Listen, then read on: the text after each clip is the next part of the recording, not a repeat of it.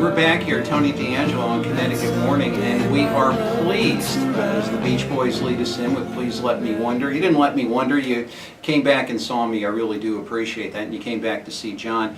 We are about to be joined by John Holt of the Nutmeg State Federal Credit Union. A little background on John. John joined Nutmeg State Credit Federal Union as President CEO.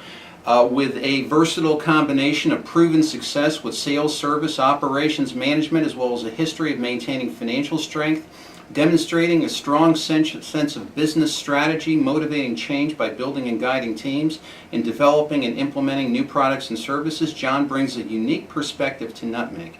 His philosophy is to understand that many different financial needs of people and members, and to make the credit union more attractive for people to bank. And it is John, it's terrific to have you. It's an honor, and I'm so pleased. And I think January is a good month to talk money. What do you think? Absolutely, and thank you for having me on the show. I'm happy to be here with you today to talk to you about finances. And January is always a transition month, I think, for a lot of people. It's the kind of the time when people are looking to pay down their debt or off their debt from the holidays. They're looking to change financial institutions. Whether you're a business or a consumer, you might want to start switching, to a different bank or a credit union. And so it's kind of a whole transition period, I call it, in January. So we're ready here at Nutmeg for that.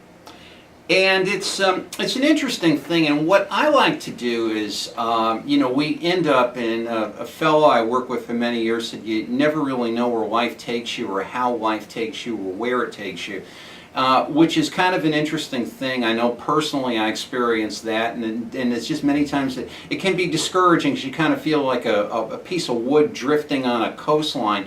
But what got you started in banking, and as far as working with the credit union, and did you have a fascination with this as a young man?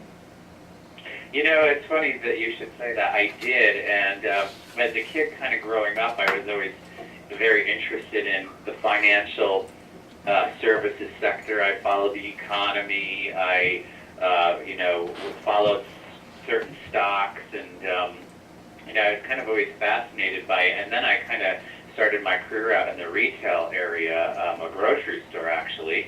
If any of you remember the Finest grocery store, I do. I actually worked for them in New York, and I kind of was like, this whole retail banking thing, I kind of liked this. So I ended up starting my career at a bank out in the Albany, New York market, and kind of went from there and got into the credit union industry 11 years later, when I joined a credit union down in Miami, Florida. I worked for them for about 7 years, and it was fascinating to see the difference between a bank and a credit union, albeit when you walk into one of the branches of a credit union or bank, it feels the same, it looks the same, but there's truly a remarkable difference.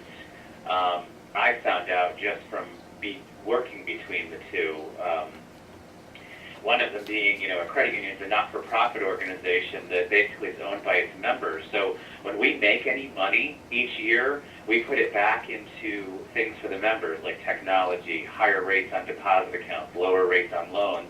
And when I worked for a bank, it was publicly held, right, like a First Niagara, Bank of America, or Chase. Most of their money that they make is put back into the value of the company to drive up the stock price to create shareholder value.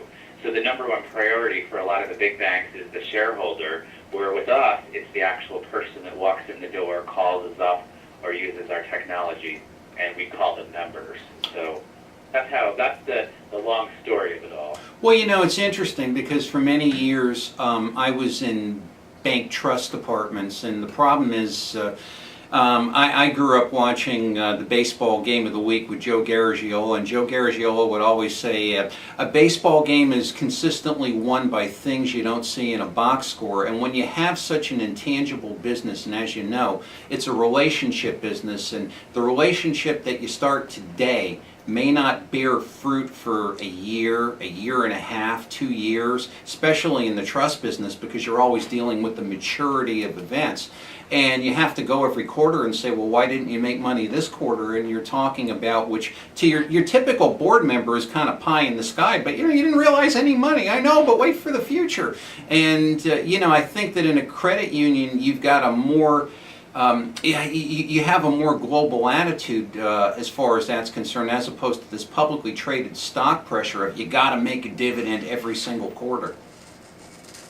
Yeah, and I think that that's a very good point. I mean, we're, because we're not for profit and we're set up differently internally, and again, you don't recognize it externally as a member, but for example, our board of directors they are volunteers. They don't get paid.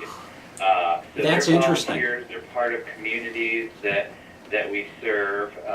They're business people in most cases, like you or I.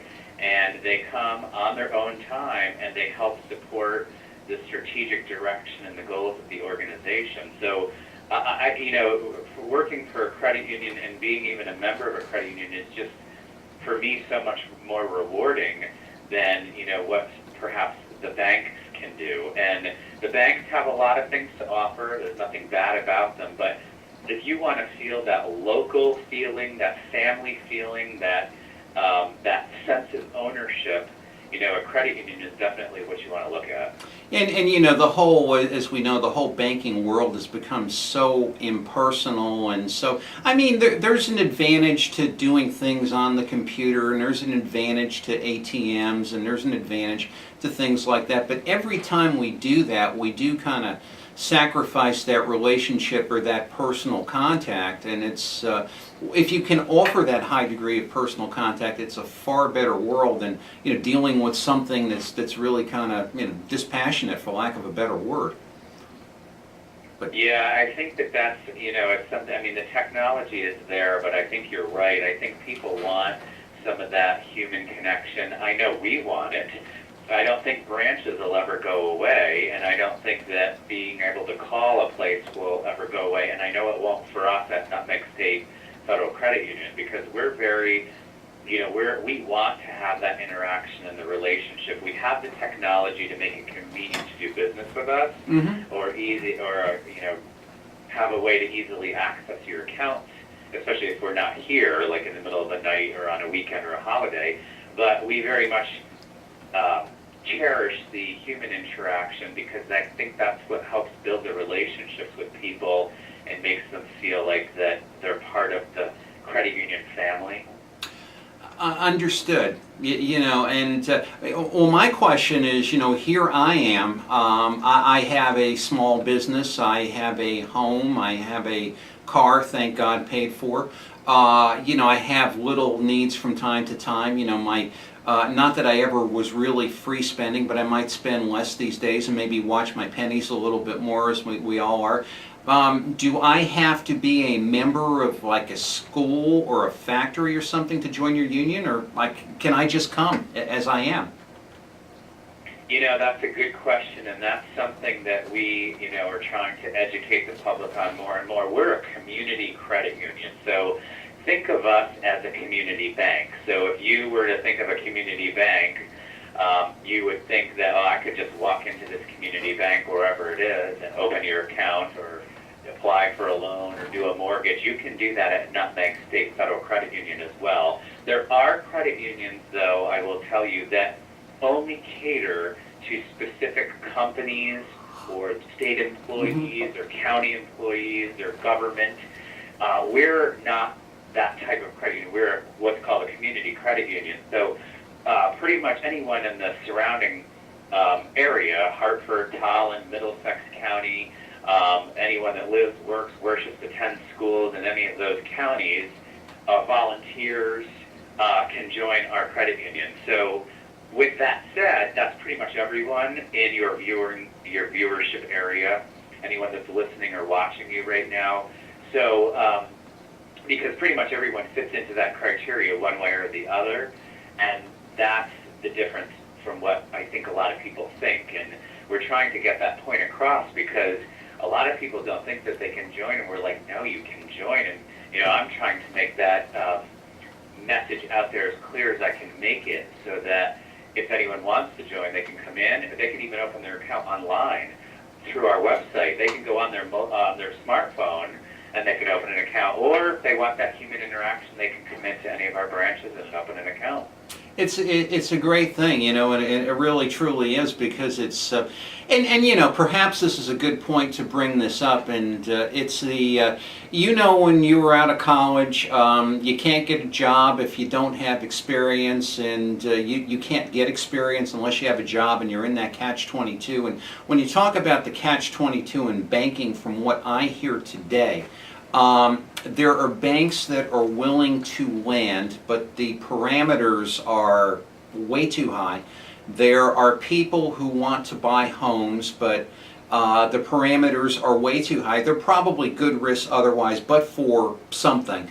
And when you are in the business of, shall we say, banking at a credit union, are you governed by the same parameters as, say, a commercial institution would be, as with respect to lending money, or are there some flexibilities that a credit union may have to look at something more individually, where a commercial bank, of course, has got to be within these, lockstep federal guidelines, if you were?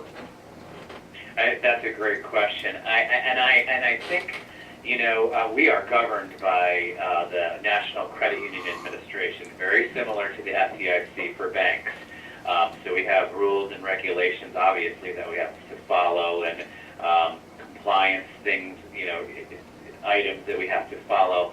But I think what's a little different about when it comes to lending from us to a large bank, I think it goes back to that smaller community type of organization. All of our decisions are local. All of our lenders are here in the same building that I'm in Rocky Hill, all of our underwriters. And we're doing things like for small businesses, for example, where we will lend, small lines of credit, $50,000, $100,000, $150,000, in those ranges. And we have people coming to us, businesses, the small businesses, saying, banks won't do this. Mm-hmm. Banks won't touch the smaller stuff. So they're like, we're so glad that you're doing this. So we have a lot of small businesses coming to us because they can't get those lines of credit because the bigger banks don't want it, whether it's because they're too small or they're too risky in the eyes of the business. But we're willing to work with those individuals and help them out for those smaller type loans. Now, we're not going to just grant anyone a loan. I mean, there's criteria such as your credit score, Sure. Your ability to repay the loan, that type of thing. But I think that you'll find that if there's a little bit more flexibility, because we're local, you can come and talk right with us. We can give you alternatives if it doesn't work out. And I think that that's the differences. And, we're finding that with the small businesses. We've done a boatload of small lines of credit for small businesses, and they're coming to us because they're saying banks won't lend to us, and we are the small business. We want to help grow the economy. We want to add jobs, but the banks aren't doing it. And I'm like, come on in. Our doors are open for that. Well, you know what? We do classic clips here of movies occasionally, and one of my favorites is The Best Years of Our Lives was made in 1946, where Hal Marsh is running. He was Frederick March is the actor playing the banker who's running the Corn Belt Savings and Loan, and he gives a loan to a GI to run a farm with no collateral, and he catches heck from the senior banking officers, and he's trying to explain to him it's the character of the man, not the collateral, and it's probably one of the greatest banking scenes in movies, maybe even a little better than Mr. Potter and George Bailey, but my personal opinion. Believe it or not, this is going way too fast for me. Tell us what a mobile branch is. I was kind of fascinated with that. Yeah, that's our newest addition to our, if you will, our branch network. It's a mobile branch. It's a branch on wheels. It's the first of its kind in the state of Connecticut. It's literally, you can walk on it, and when you get inside it, you actually have places to sit down, open your account, apply for loans. make a deposit. We even have an ATM machine that's built into the bus, and the premise of it was to be able to serve communities, go around to different events, whether it's different festivals throughout the year in different communities, bring it to a large business or a business where employees that bank with us could do their banking on the bus, in the parking lot, on their lunchtime, those types of things. And we also bought it for a disaster recovery tool. We've had the snowstorms, we've had the hurricanes. We've had them all. I'm sorry? We've had them all. We've had them all. And we wanted to be able to say to the community, it's like, look, we take this seriously. So we've prepared, so if this happens again, this mobile bus will actually work. It's powered by a generator.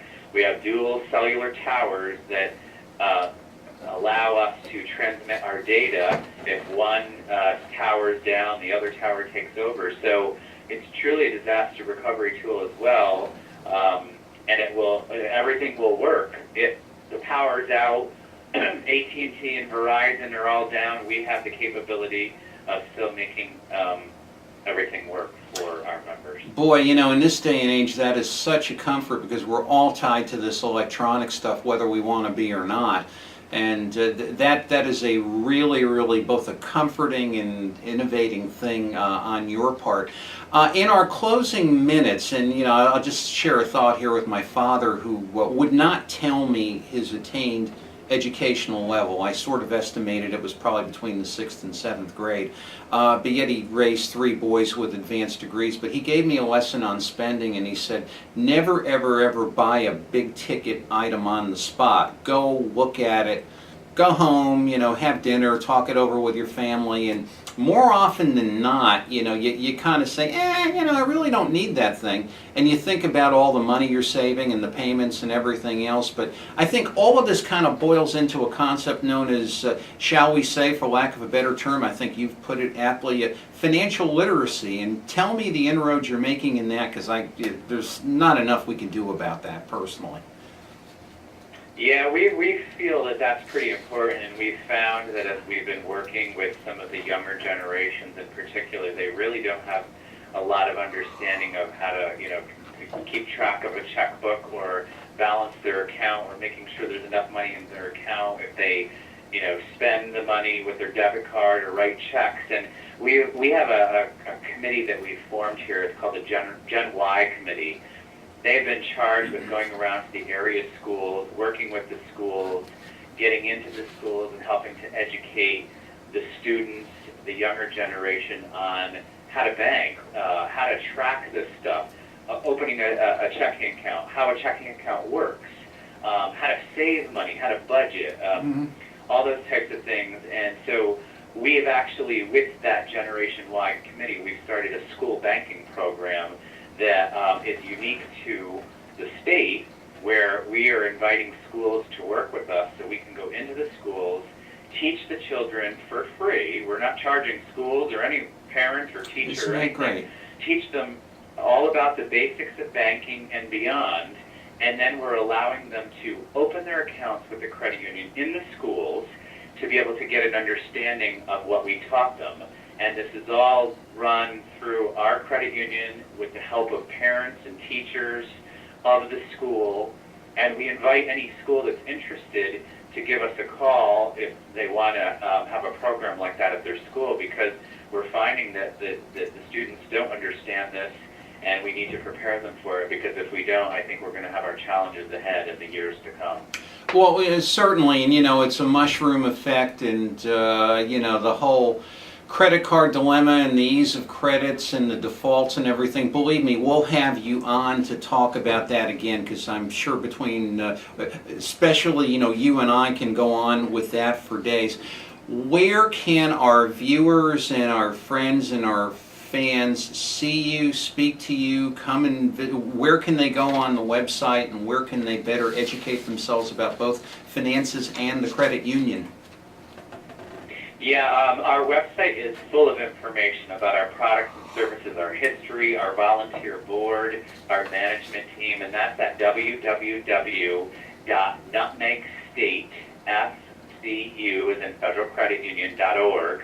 And we also, if you like us on Facebook, you'll be able to get a lot of information. We send out daily budgeting tips, Good. Financial education tips, and of course our phone number to talk to any of us is 860, area code 860-513-5000, and we'd be happy to talk to anyone about anything to do with the credit union.